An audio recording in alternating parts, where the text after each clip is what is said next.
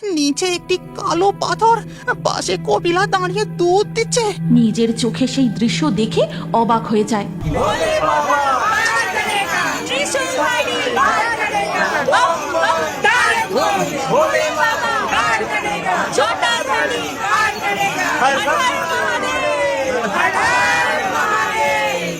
শ্রাবণ মাস। কখনো কখনো আকাশে ঘন কালো মেঘ জমে ঝিরিঝিরি বৃষ্টি শুরু হচ্ছে, আবার কখনো অগ্নিসম রোদের তেজে চারিদিক খাঁ খাঁ করছে। তবুও শয় শয় জলযাত্রী এই ঝড় বৃষ্টি আর রোদের তাপকে উপেক্ষা করে এগিয়ে চলেছে তারকেশ্বরে, বাবা তারকনাথের মাথায় জল ঢেলে পুণ্য অর্জন করতে। আর সেই দৃশ্য বাড়ির বাইরে বসে বসে উপভোগ করছে দুই ভাই বোন, লতা আর সমু। আচ্ছা দিদি, এই শ্রাবণ মাসেই সবাই কেন মহাদেবের মাথায় জল ঢালতে যায়? আরে শ্রাবণ মাস তো বাবার জন্ম মাস। ভক্তদের বিশ্বাস এই শ্রাবণ মাসে বাবার মাথায় দুধ জল ঢেলে বাবাকে সন্তুষ্ট করতে পারলে বাবা ভক্তদের মনস্কামনা পূর্ণ করেন। এমন সময় তারা দেখতে পায় জলযাত্রীদের মাঝে একটা বউ কাঁধে বাঁক নিয়ে খুব কষ্ট করে হাঁটছে। বউটির পা কেটে গেছে। ভোলে বাবা পার করেগা, ত্রিশূলধারী পার করেগা, শক্তি দাও বাবা, শক্তি দাও। মাঝপথে আমাকে এইভাবে হারিয়ে দিও না, আমাকে যে তোমার স্থানে পৌঁছতেই হবে, শক্তি দাও বাবা। কিন্তু সেই বউটি আর এক পাও এগোতে পারে না। তৃষ্ণায় তার গলা শুকিয়ে গেছে। সে সেখানেই বসে পড়ে। দিদি, বউটিকে দেখে মনে হচ্ছে খুব অসুস্থ হয়ে পড়েছে রে। তুই যা, তাড়াতাড়ি রান্নাঘর থেকে এক ঘটি জল নিয়ে আয়। এরপর লতা রান্নাঘর থেকে এক ঘটি জল নিয়ে এসে বউটিকে দেয়। বউটি এক নিঃশ্বাসে সব জলটুকু খেয়ে নেয়। তোমাদের অনেক ধন্যবাদ, সত্যি আমার তৃষ্ণায় গলা শুকিয়ে গেছিল। কিন্তু দিদি, তোমার যে পা কেটে গেছে, তুমি এতটা পথ হেঁটে যাবে কি করে?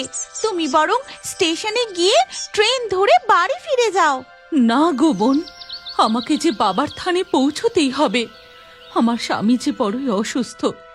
বাবার কাছে আমি আমার স্বামীর সুস্থতা কামনা করব। আমার বিশ্বাস বাবা আমাকে খালি হাতে ফেরাবেন না। এই কথা বলে বউটি আবার এগিয়ে চলে। বউটির ভক্তি আর বিশ্বাস দেখে দুই ভাই বোন অবাক হয়ে যায়। তারা আবার গিয়ে নিজেদের জায়গায় বসে। দেখেছিস ভাই, বাবা তারকনাথের কাছে কত দূর দূরান্ত থেকে ভক্তরা ছুটে আসছে। সমস্ত শারীরিক কষ্টকে উপেক্ষা করে জলযাত্রীরা এগিয়ে চলেছে। আচ্ছা দিদি, তারকেশ্বরের বাবার মন্দির কিভাবে প্রতিষ্ঠিত হয়েছিল? আর বাবার এই মহিমার কথা কি করেই বা চারিদিকে ছড়িয়ে পড়লো? সে অনেক বড় কাহিনী, আজ থেকে প্রায় ৩০০ বছর আগেকার ইতিহাস। এরপর লতা তার ভাইকে তারকেশ্বরের বাবা তারকনাথের ইতিহাস বলতে থাকে। আজ থেকে আনুমানিক ৩০০ বছর আগেকার কথা। রামনগর নামে এক গ্রাম ছিল। সেই গ্রামের বেশিরভাগ অঞ্চল ছিল জঙ্গলে ঘেরা। সেই সময় সুদূর বারাণসী থেকে কেশব হাজারি নামে এক রাজা সেখানে আসে, আর সেই ঘন জঙ্গল কেটে বিশাল প্রাসাদ তৈরি করে রাজত্ব শুরু করেন। সেই রাজার ছিল দুই পুত্র, বিষ্ণুদাস আর ভারমল্ল। একদিন রাজা তার দুই পুত্রকে ডেকে বললেন, তোমরা দুজন এখন যথেষ্ট স্বাবলম্বী হয়েছ। আমি এই রাজত্বের ভার তোমাদের হাতে তুলে দিতে চাই। তোমরা এই গ্রামের লোক তথা সমগ্র রাজ্যের লোকের যথাযথ সেবা করবে, প্রজাদের সুখে দুঃখে তাদের পাশে থাকবে। যথাজ্ঞা পিতা। এরপর একদিন রাজা কেশব হাজারি মারা যান। সিংহাসনের দায়িত্ব এসে পড়ে বিষ্ণুদাসের ওপর। কারণ তার ছোট ভাই ভারমল্লের রাজ্যপাঠের দিকে তেমন কোনো মন ছিল না। সে ছিল এক পশুপ্রেমিক, আর তার একটি বিশাল গোশালাও ছিল। আর সে সারাদিন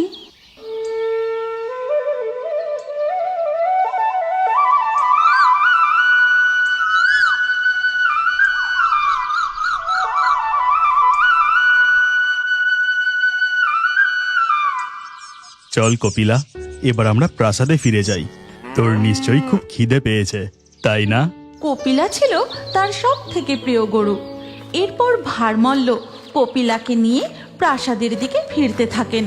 কিন্তু জঙ্গল দিয়ে আসার সময় কপিলা একটা জায়গায় হঠাৎ দাঁড়িয়ে পড়ে আর কি যেন দেখতে থাকে। কি রে কপিলা, তুই দাঁড়িয়ে পড়লি কেন? তাড়াতাড়ি চল, দেরি হয়ে যাচ্ছে তো। এই কথা শুনে কপিলা আবার তার সাথে হাঁটতে থাকে। গোয়ালের এই সব গরুদের থেকে কপিলা সব থেকে বেশি দুধ দেয়, আর সেই দুধের স্বাদ অমৃত সমান।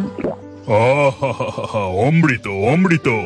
সত্যি ভাই, তোমার গোশালার এই গরুর মধ্যে জাদু আছে। এমন অমৃত সম দুধ আমি কখনো খাইনি।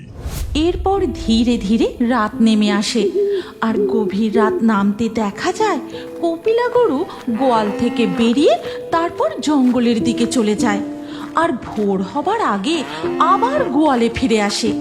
সকালে যখন গোয়ালা মুকুন্দ ঘোষ কপিলা গরুর দুধ দুইতে যায়। কি রে কপিলা, আজ কি হলো তোর? তুই এক ফোঁটাও দুধ দিচ্ছিস না যে?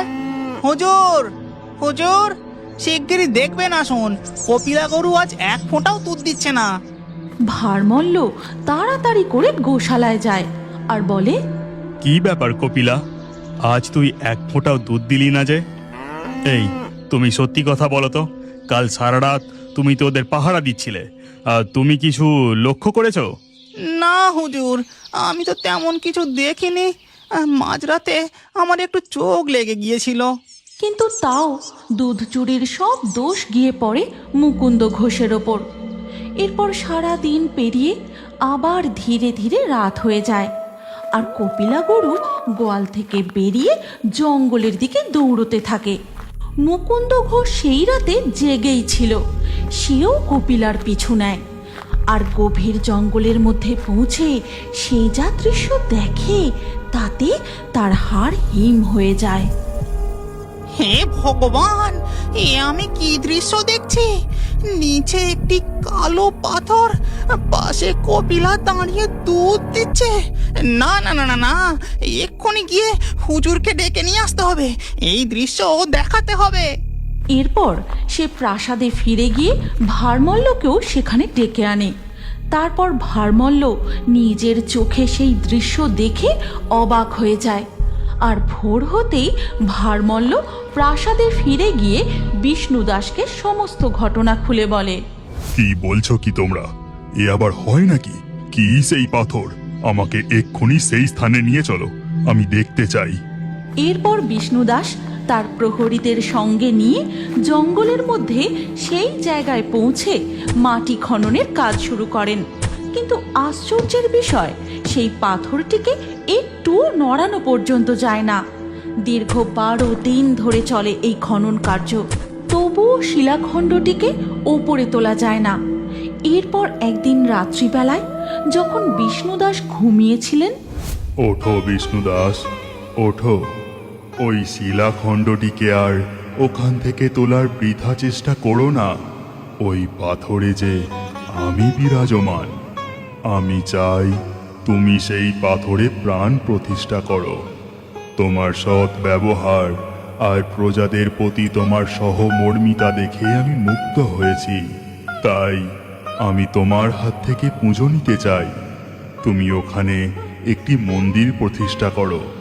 দেখবে তোমার তৈরি এই মন্দিরের মাহাত্ম্য চারিদিকে ছড়িয়ে পড়বে, আর যুগে যুগে ভক্তরা তোমার এই মন্দিরে পুজো দিতে আসবে। ওঠো বিষ্ণুদাস, ওঠো। এরপর বিষ্ণুদাসের ঘুম ভেঙে যায়। তার স্বপ্নের কথা মনে করে সে মহাদেবকে ভক্তি ভরে প্রণাম করে। আর পরের দিন সকাল হতেই শুরু হয় মন্দির তৈরির প্রস্তুতি পর্ব। কয়েক মাসের মধ্যেই সেখানে মহাদেবের একটি মন্দির প্রতিষ্ঠা হয়। সেই মন্দিরের সামনে বিষ্ণুদাস একটি বিশাল বড় পুকুর খনন করেন। দাদা, আপনি এখানে এই পুকুরটি কেন খনন করলেন? মহাদেব আমায় স্বপ্নাদেশ দিয়েছেন। তিনি স্বয়ং এই মন্দিরে বিরাজমান। যুগ যুগ ধরে এই মন্দিরে ভক্তরা পুজো দিতে আসবে, তাদের মনস্কামনা পূর্ণ করতে আসবে। তাই আমার বিশ্বাস এই পুকুরে স্নান করে বাবা তারকনাথের মাথায় জল ঢাললে তাদের পাপক্ষয় হবে, এমনকি তাদের মনস্কামনা পূর্ণ হবে। এরপর মন্দিরে একে একে ভক্তদের আনাগোনা শুরু হয়। বিষ্ণুদাস হয়ে ওঠেন এই মন্দিরের প্রধান পুরোহিত। ধীরে ধীরে চারিদিকে ছড়িয়ে পড়ে তারকেশ্বরের বাবা তারকনাথের মহিমার কথা। দূর দূরান্ত থেকে শয়ে শয়ে ভক্তবৃন্দরা ছুটে আসে বাবার মাথায় জল ঢালতে।